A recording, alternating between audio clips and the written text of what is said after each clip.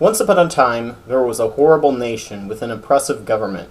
Neighborhoods decided they had had enough and decided to forget about the government and just work together to provide essential services: road repairs, charities, elderly care, medical bills, defense, electricity, incoming neighbors, imports, delivery, and justice. Everyone was equal, everyone prospered, and they all lived happily ever after. The end. From everything I've heard, this seems to be the call from many anarchs, anarcho-communists, and anarcho-capitalists. If I'm getting this wrong, please let me know. Instead of government, we should have community. If we had that, we could get rid of government entirely. Where did this idea come from? Well, it's at the very core of our history as well as our mythology.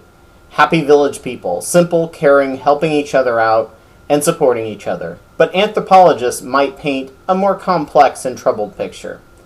From hunter-gatherer times to the invention of modern personal transportation, we as a species have relied on community pretty much exclusively for most of our needs and to fall back on as a social safety net. When someone was sick, we would all help out. When someone was crippled, the community pitched in. When we needed defense, we would fight together. Ideally, that is. This wasn't always the case. But once travel became faster and cheaper, a new reality was invented, and the social structure began warping and twisting. Prior to rapid transit, we were nomadic, semi-nomadic, or sedentary. However, the big catch is that for the most part, if we were nomadic, we moved around together in groups.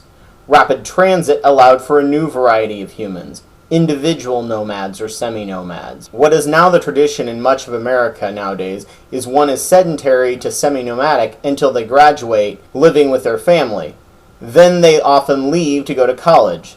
Then they may move several times around to parts of the country or the world before they move into a retirement home or die. And this individualistic, semi-nomadic system throws a wrench into the traditional community as we know it. In sedentary communities, one knew everyone around them for the most part until they died. New people came in on occasion, but the majority rarely left once settled. Getting to know new people was very rare. You knew who you could trust and who you couldn't. You knew that if you put effort into the community, you would likely benefit from it in the long run, so you didn't feel like you were unfairly wasting energy.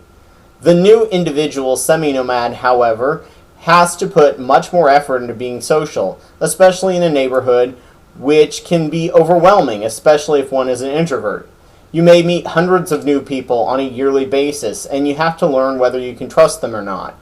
And if you put effort into a community, chances are you will have moved before the help you put in will come back to help you when you need it. Trust issues became so difficult when trains came that companies had to keep registries of people if they wanted to get a loan from a bank and send agents around the country to ask about these people and observe them in an almost creepy, invasive fashion, as well as an interesting form of biometrics that was used the way fingerprints are now, with a surprising level of accuracy. This has since been replaced by credit records, which are national. Snake oil salesmen and confidence men moved from one town to the next, making a pretty penny on the natural trust that a community relied on to hold it together. As they had never had that trust challenged, they were easy pickings for these swindlers. Thanks to the internet constantly hitting us up with spam and scams, most of us are now inoculated with a healthy level of defense skepticism. This skepticism, however, can put up a barrier with joining a new community from both sides. Effort put in versus outcomes in the future is why unions at one point did very well. The local community was the union, and the majority worked there all their lives. Then people started moving around, and then not staying in a job long term came into play, and then laws where you weren't required to pay into a union in some states came out, weakening the power the union has, making people less interested into paying into it and being involved, pretty much pulling out many of the union's teeth. Germany doesn't have this problem because unions are nationwide for the majority of all jobs, and spending some time on the board and getting experience is considered part of one's job. If you pay into a union, you know you will eventually get something out of it. Social Security and health care are things individuals just can't expect to pay into on a community level, with people coming in and leaving all the time.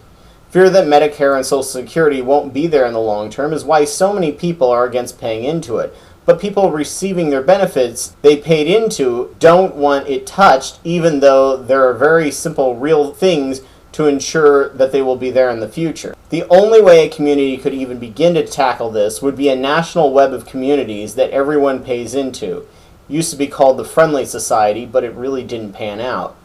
Just with a lot of overhead and red tape to ensure the fund is covered, and if that web security is ever questioned, there could be a run on the web similar to run on the banks that would collapse it, leaving a lot of people stranded. They would also have to slowly regulate the number of poor people in the community web coming into and leaving a lot out in the cold, as too many poor people would collapse the system. The only way that would work is if people were guaranteed good wages for jobs to pay for those in need, otherwise the community gives all they can and they can all be poor together. Geographic community with the option of digital community also has the downside of dissimilar interests. I'm pretty sure there may be 3 people in a 4-block radius where I live that I would have any interest in actually hanging out and talking to. People have enough awkward discussions with the family over holidays, depending on where you live. Multiply that awkwardness exponentially with the people around you. Because reliance on early communities was so essential to your survival, instead of finding people who fit your views, beliefs, and interests, you instead shaped your views, beliefs, and interests based on the people around you, or at least faked it. New ideas are not viewed as a good thing. Change is bad because it doesn't just affect you anymore, it impacts the cohesion of the entire community. It's why tribes have some extremely weird practices that seem completely illogical, but the changes evolved based on elders reacting to things, keeping in mind to increase bonding in the tribe. By the time the younger members become leaders, they are often set in their ways and keep the practices. This is why churches have done so well, especially conservative ones. You can root yourself up from one part of the country and move to a different part, and you have a group of people who, for the most part, with some variation, believe exactly what you do. Now, instead, you have the internet and get semi-social interactions online, or you can find people with common interests, such as Meetup. But as you keep large parts of your beliefs hidden for the sake of community, you never bond like old-style communities. If you get tired of the activity or get burnt out on it, you leave the group because you had most often little else holding you together. Quite often, if one's religion changes, all those ties are severed, leaving you without community, and everyone you know on a negative footing. The same is true with people you work with. Politics and religion are never discussed to ensure social cohesion, to focus on the task at hand. You aren't there to bond, you're there to get the job done, or in terms of meetup groups, you're there to socialize about a specific thing. This is the advantage and disadvantage of the individual over the community. Please be sure to rate, share, and subscribe. Also, if you can't wait to hear part 2 of this topic, it's already available on WordPress, along with other posts I haven't had time or energy to turn into videos yet. I will be posting my WordPress blogs on Twitter and Google+, so be sure to follow me on one of those places. Yes, I know G+ sucks, but there are a few useful features I'm finding to make the best of it. Take care!